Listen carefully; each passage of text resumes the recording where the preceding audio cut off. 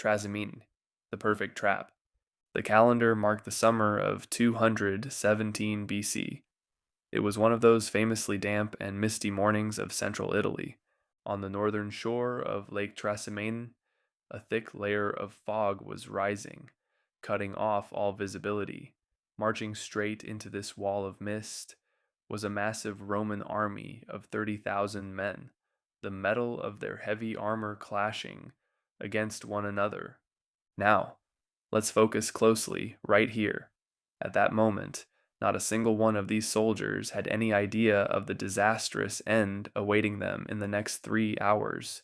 Within a few hours, almost all of this army would be put to the sword, drowned in the cold waters of the lake by the sheer weight of their armor, or bound in chains to be taken away as slaves.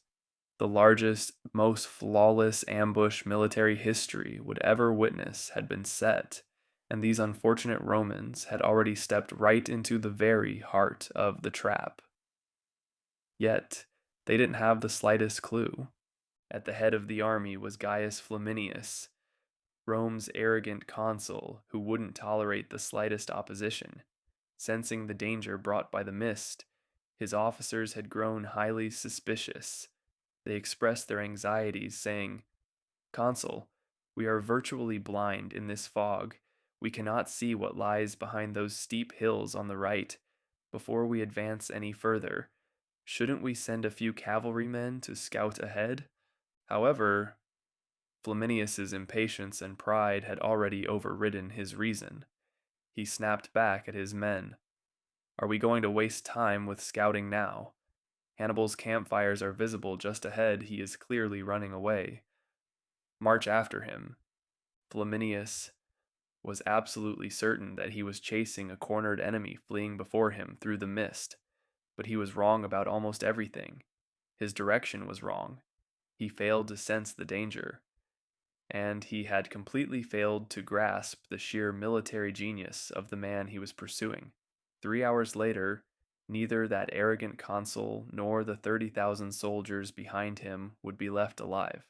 So, how had the Roman army been lured into this deadly trap so easily? The truth of the matter actually began a few months prior, following the heavy defeat at the Trebia. In truth, Hannibal wasn't in the best of moods either back then. His biggest problem wasn't the Romans, it was the Gallic tribes within his own army. The Gauls had joined this war for one single purpose: to drive Rome out of their lands. The longer Hannibal delayed the battle, the more the loyalty of these barbarian warriors wavered. Therefore, he urgently needed to win a major victory and satisfy his army. On the other side, Rome was burning with the fire of revenge. The Senate had elected 2 new consuls and raised 2 massive armies. The roads leading south consisted of narrow passes, and Rome had already secured them. No matter which path Hannibal chose, he would be caught and crushed between 2 Roman armies. Iani, or so the Romans thought.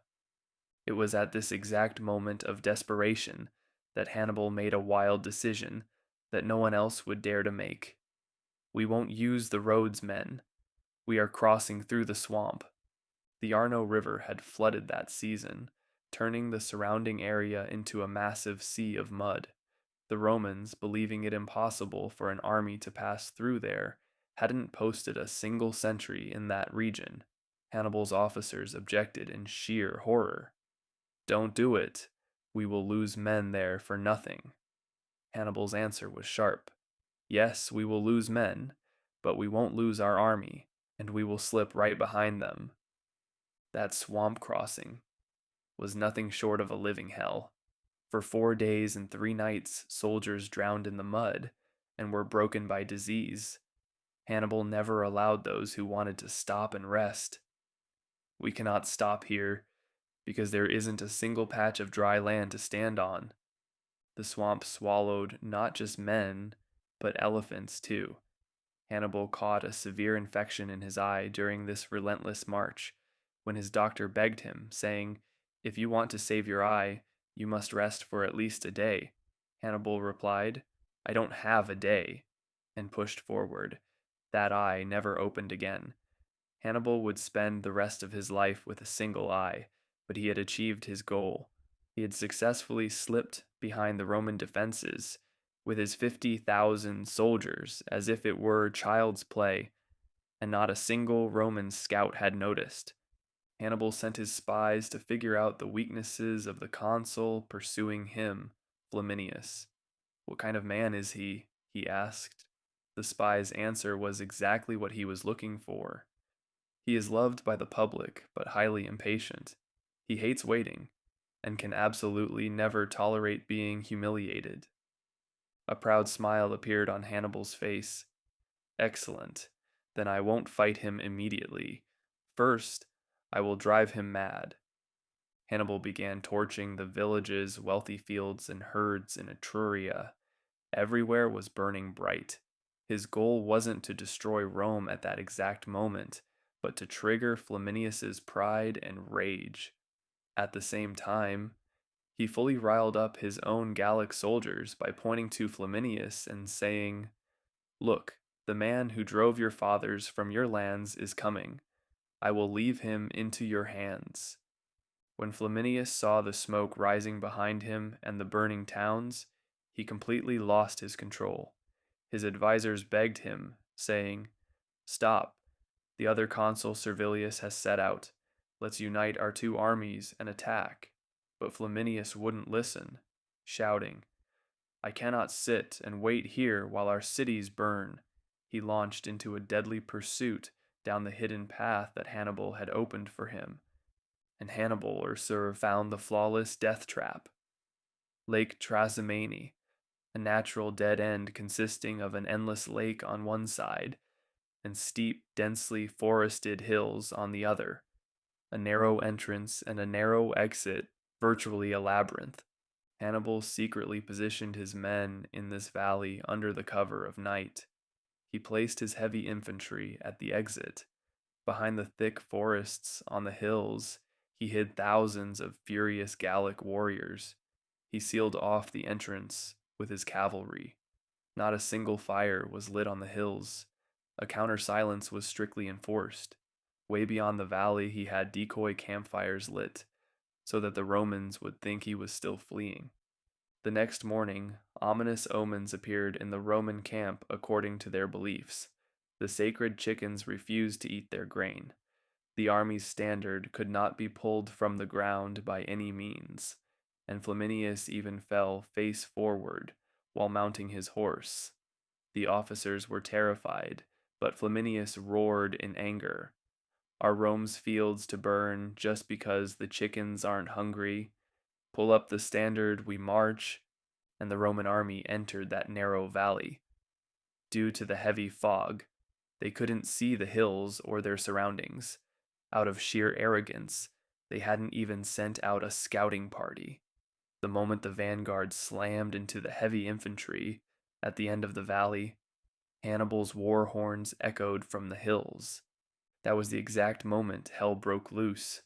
Thousands of barbarian warriors charging down from the hills, with piercing screams, descended like a nightmare upon the Romans, who hadn't even taken up battle formation yet. The Roman army was caught completely unprepared.